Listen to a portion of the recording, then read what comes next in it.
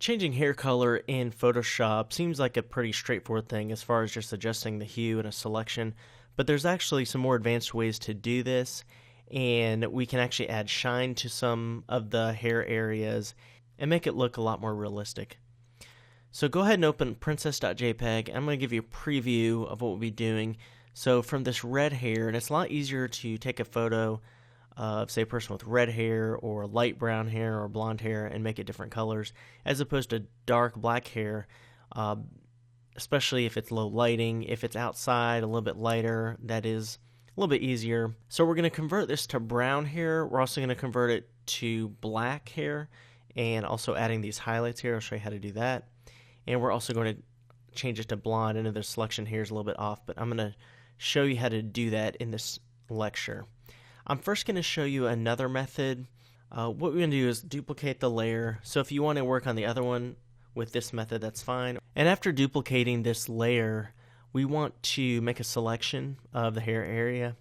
So I'm going to use the quick selection tool and just click and drag around here. That does a pretty good job in this example. So what we can do is use this in conjunction with some of the other selection tools.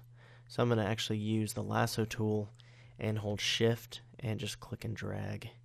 And it's okay if this is not perfect at this point. I'm going to actually use a refine edge technique, which is really good at just refining the edge, especially in hair. And if we want to subtract from, hold Alt on the PC or Option on the Mac, and we can click and drag and subtract from. So once you have that selection, just go to Select, Refine Edge. It says Output to Selection, and what you can do is actually just do Output to New Layer with Layer Mask if you want it on a new layer. And we also want to go to Smart Radius and bring that radius up a little bit. And you'll see, if you really overdo it, what it's doing. And we can also paint with this Refine Radius tool just along the edge there. Alright, and it should make the edge a little bit better, especially with the hair. Alright, so once you have a selection, and I would go back and spend some more time on this, but just for the purpose of the tutorial, click OK. And now what it's done is it creates a new layer with that layer mask. If I hit the visibility icon on the bottom layer, you'll see that we just see the hair. So with this top layer selected, go ahead and go to Image, Adjustments, Hue Saturation, and then we want to click and drag left and right, and it's going to interact with that original hue. So it may be over red, but it's actually making it blue because it's interacting with what's already there. If you want it just to be whatever this hue is here, so it's easier to tell what output it'll be, just click Colorize. Then it's going to lay that hue on top of it. So we could change it to red, even green, blue, purple, red, whatever. And you can adjust the saturation, and you can adjust the lightness, of course. Then you just click OK, and then you have a hair color that's changed. And of course, we would want to adjust the edge here a little bit. So that's one method of changing hair color. I'm going to show you a different method, though. So first thing we want to do, I'm going to duplicate this. So we're working on a duplicated layer so we can compare the before and after. With this, let's convert this to brown first. So instead of doing an adjustment layer, say with hue saturation, let's click on create a new adjustment layer, and instead go to selective color and make sure reds is checked, and it's going to select all this red area. Of course, it's going to select some on the cheeks and the lips, and we can mask out. Click and drag the cyan, magenta, yellow, black levels, and I found that with the top one, the cyan, if you bring it up a little bit, and then with the cyan, you bring it down to about 20s, and same thing with the yellow, and with the blacks, bring that up to about 20 or so, and I think bring magenta even over to the left a little bit more, and then yellows. Alright, so there's before and there's after, so that's pretty straightforward. That's just a different technique instead of doing the hue saturation. So let's group this, and there's our brown. So I just want to put that in there so we can compare and contrast. Now select the background layer and just Control or Command J and duplicate that again.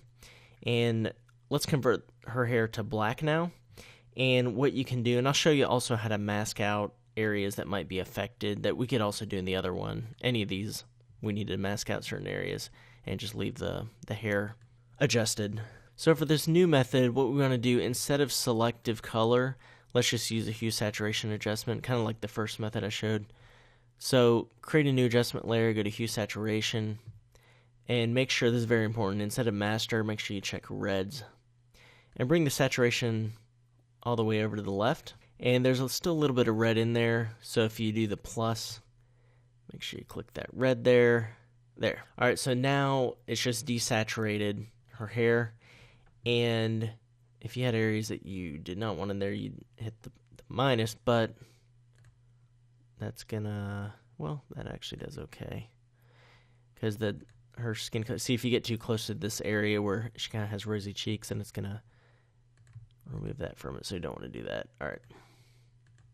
Alright, so now that her hair is desaturated, we need to adjust just the darkness of it. So we can add another adjustment layer, and let's go to curves, and I'm just going to bring this down, make it a bit darker. Now you notice with these two methods, it's also affecting her face and the background and her skin. It's not just affecting this area of her hair. Well, that means we need to mask out. We could do this with the brown method as well. So choose a nice soft edge brush, make sure hardness is set to, let's do 0%. And then we need to paint some black in, so make sure the foreground color is black. And left and right bracket will resize, and you just want to click and drag. Something like that. And we could do the selection with the refine edge. Just for time's sake, I'm just going to go right up to the edge here. And you can press X to flip them. And if you want to paint white on this hair here, which we want to keep desaturated. Now, method to, we can't really tell what we're masking out where we're not unless we alt-click it. So we can do that. So that shows that we need to paint a little bit more black in here. And another method is you can also Control or Command J and just change the blending mode to multiply. That will really bring out where we've missed. Alright, it will really accentuate it.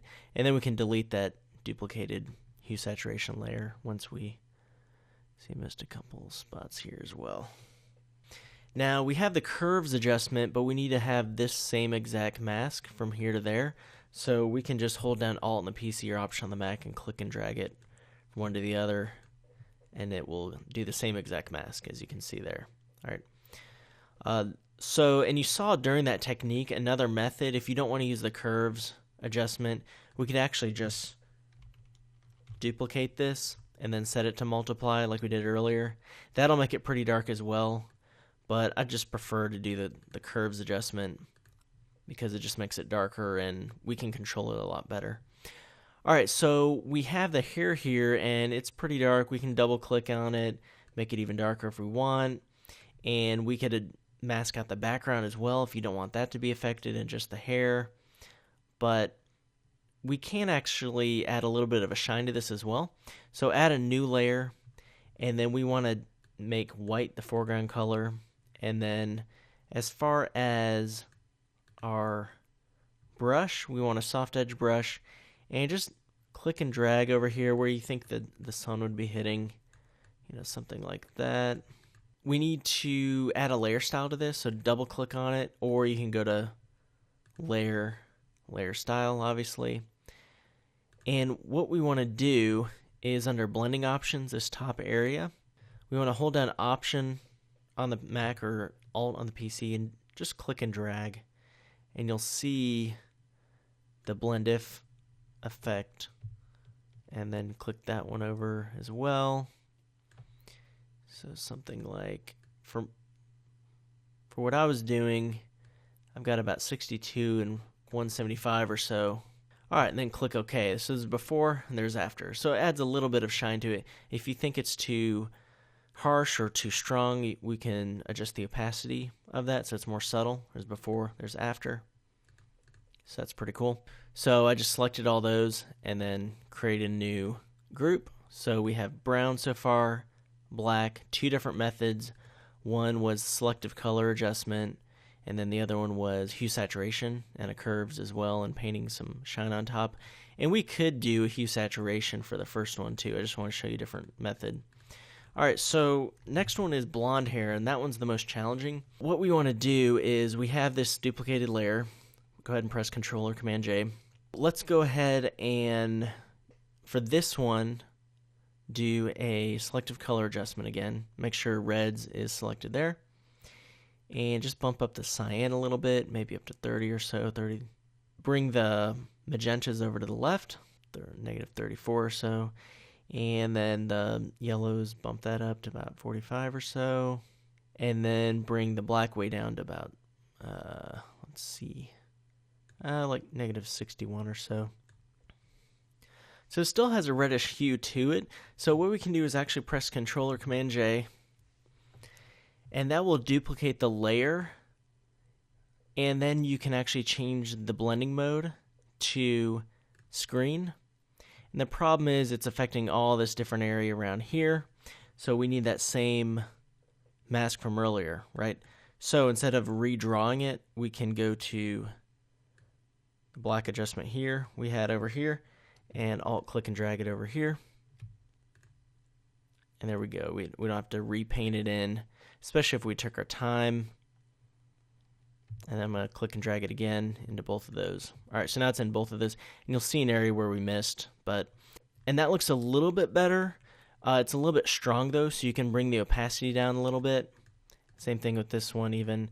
You could adjust it just a little.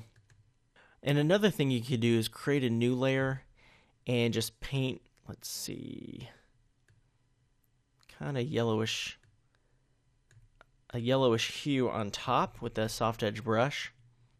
However, that looks terrible until we change it to overlay and bring the opacity way down. And you can still keep painting even after you change. And obviously we'd want to go in here and make a selection and just affect the hair. Alright, so with opacity at about 29% and overlay, it still is pretty strong, so I'd actually bring it down even more. And then we're getting toward that area where it looks a lot more realistic. Like if you look over here, that looks a lot more realistic blonde color. Obviously we'd need to go in and really adjust. And another way to bring on more blonde hair, which is the trickiest of course, is if I go back to this other photo here.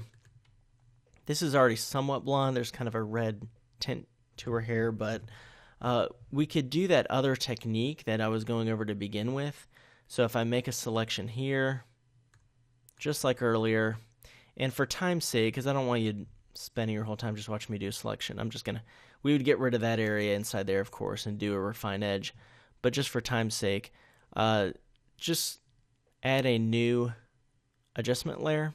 So we'll go to, we could do hue saturation. We could also do color balance, which I haven't covered yet. So either hue saturation or color balance. And you notice when I added that adjustment layer, it already applies the mask to the area that I had selected. So now we can actually go left and right, and it will change that. So if we just go to the left on yellow, bring this back over, then it makes it a lot more blonde. All right, you might be thinking, oh, well, yeah, but it's a little bit strong. Well, all you have to do is bring the opacity down, something like that. You can also experiment with the blending modes. Multiply will make it darker, like kind of a more sandy blonde or brownish blonde, and then overlay, and there's also screen, which will make it a lot lighter.